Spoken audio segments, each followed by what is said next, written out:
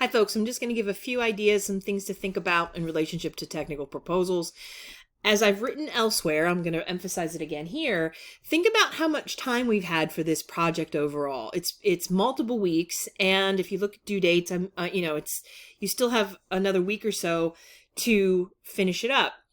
So what that should tell you and suggest to you is that these should be solid. They should be complicated, they should be developed, and they should follow the expectations or the conventions of what technical proposals should do. Now, I've posted videos elsewhere talking a bit about that, so you can go take a look at Canvas for those.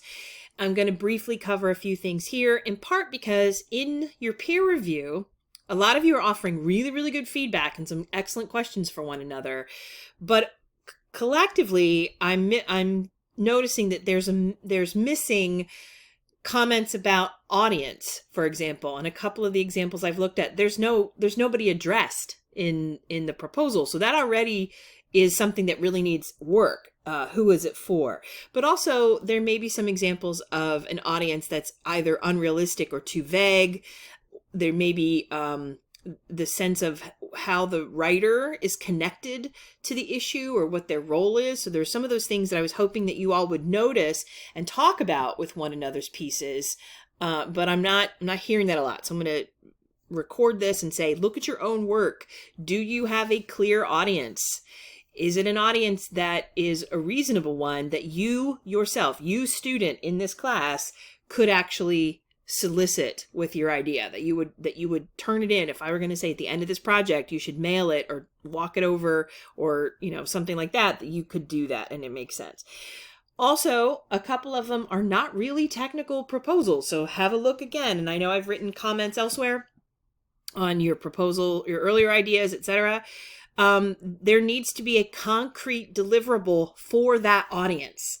So you're convincing them to get involved, but you are also saying that they need to do something. So either you're going to produce a game that they are going to then fund and sell, or you have a project to, you want to donate supplies or have a regular idea about donating something that they will then collect and distribute. But there has to be something concrete. It can't be vague or abstract or like, wouldn't this be a nice idea? You have to show what the deliverable is in your proposal. And that also includes things like budget, time, etc. So some other things to consider is, as you're looking at them for each other, some of the folks were, some comments were, spell out an acronym or something.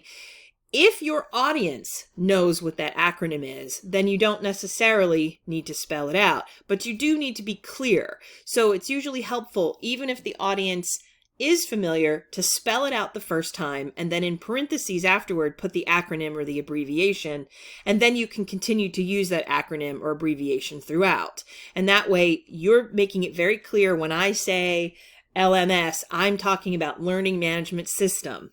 And then from there on out, I can say LMS.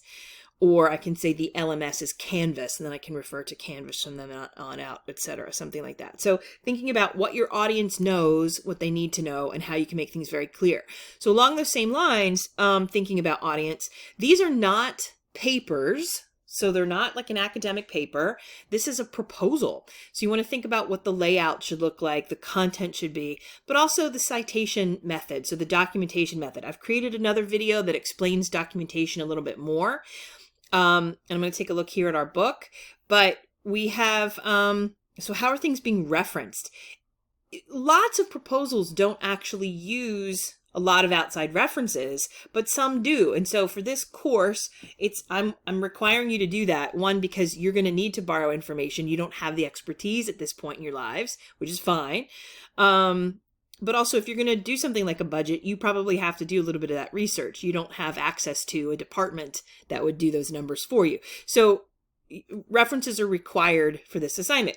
Now, if we take a look at what's here in our textbook, we'll see the various sections laid out, and they're using, our writers are using bullets and color and spacing and so on, which again, I've talked about in another video. But if we continue down through the example, and I'm going to come back to charts and graphs here momentarily, but if we continue to scroll down on page 313 in our textbook, we see what is referred to as a list of references. And for most of the work that you are working on for this class, calling it references is perfectly fine. Works cited is something that we would do in MLA and what we would do in a paper to say, I quoted this in my paper, therefore I'm citing this work. That's a work cited.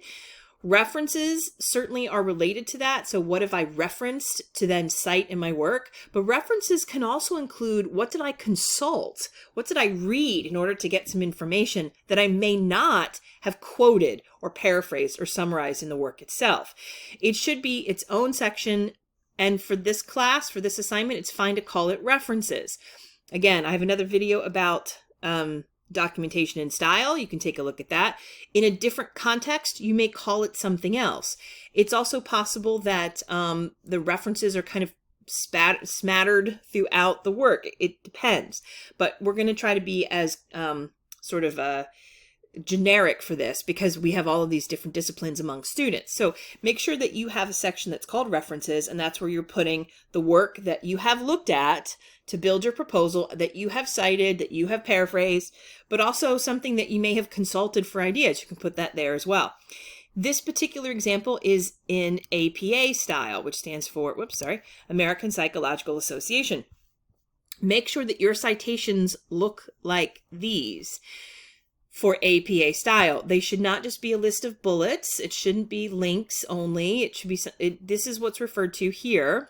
By the way, each of these, this is called an entry in a references section, or sometimes called bibliography section or works cited section. This is an entry, and all of this information collectively is called the full bibliographic information.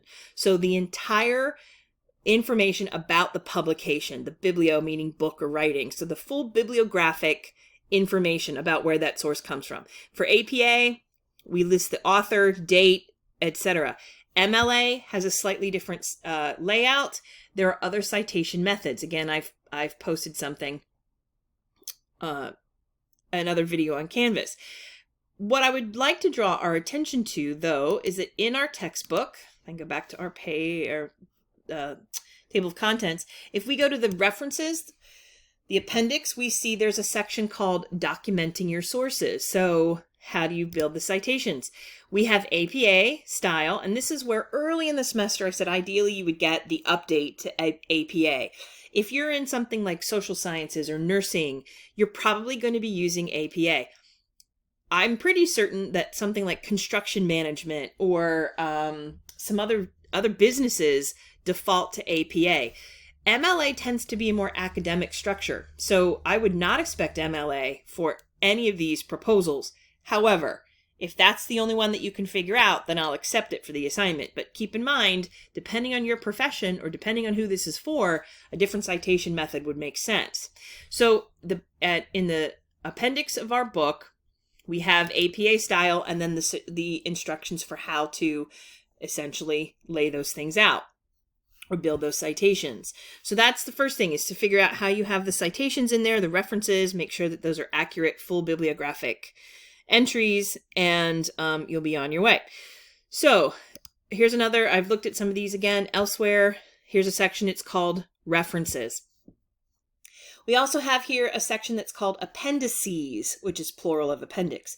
Appendices would be where you would include anything like, here's a chart, or sorry, here's a like a file that has nothing to do with the content that you've written about, other than maybe it's supportive, or here's a demonstration of something. So it's not a part of the body itself, as in you're going to paraphrase all of it. Maybe it's important for your audience to look at it, but you're going to add these extra pieces. Here's a form that I created. Here's a flyer I created, or here is, something else kind of like that. So that's what will go into the appendix. This example also has something called nomenclature, which could be where you would define terms, or you would talk about maybe project-specific jargon that may not be clear to an audience. So there can be different sections to add that aren't in the basic requirements for the assignment. So think about that. You definitely need a references section, but you can have other sections that help you out. So, something else to think about. So here I've looked at this one before in another video. Here's an example of a very long technical proposal, and not even quite in the middle of it, but interspersed through the proposal, they have references, quote unquote references, as in this is work that they've done elsewhere, and these other organizations or states or whoever it is are kind of vouching for the quality of work that this organization can put together. And so we see right in the middle of the document somewhere, not only is it like, here's our information that comes from outside, this is what the work is that we did for them, here's an email to contact them. So this is an example of something that gets embedded somewhere in the document, that while it's not, here's a source that I use to quote from, which is how a lot of students are thinking of references, but instead here's an outside source that is not related to the paragraph I just wrote, but instead is a part of the support for where I'm getting ideas or proof that I can do it or shows my connection or something else.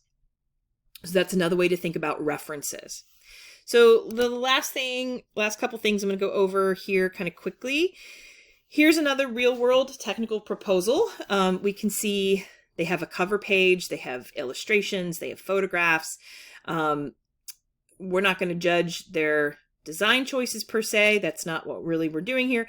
But if we scroll down, we'll see here's an example of a proposal that comes from outside of an organization. They are using their own letterhead, not the letterhead of the company that they're applying to or they're sending this to, but instead it's their own company letterhead.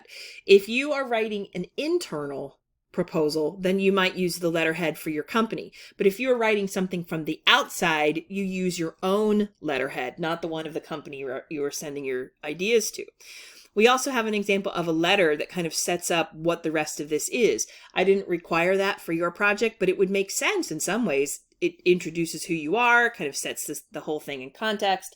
And we do see other examples of that when we look through the various samples that I've posted here or posted on Canvas. The last thing I want to point to, last couple, excuse me.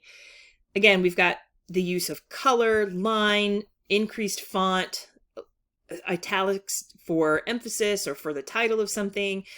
But what I really want to draw our attention to, so even though this is sideways, here's an example of a part of the document that's maybe shows a hierarchy, but it uses a lot of color and it uses graphics to a successful degree. So that's something to consider. When I look through a lot of the drafts, very little color, little graphics that were used. So in terms of thinking of what your graphics should be, they don't have to be photographs. In fact, most of the time they probably should not be photographs. I'm going to scroll down until I find the next one I wanted to look at. Sorry if I'm making anybody seasick. So we have things like tables, and the tables are in different color than the rest of the page. So that kind of sets it apart.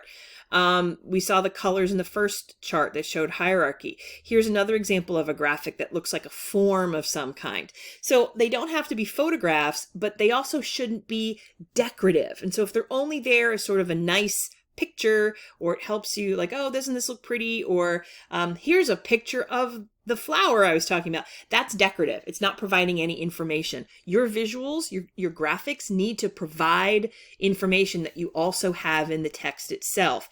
And here's an example of what that means. So we have a caption or a title for the graphic. In this case, it's called Figure 4.5.1.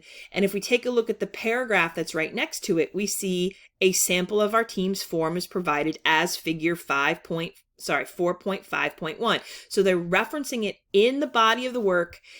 They have an image of it or a graphic of it here, and then they've titled it. So the title underneath the image, underneath the graphic, is related to the title that is in the body of the work. That's what yours should be doing as well. So I'm going to leave that here.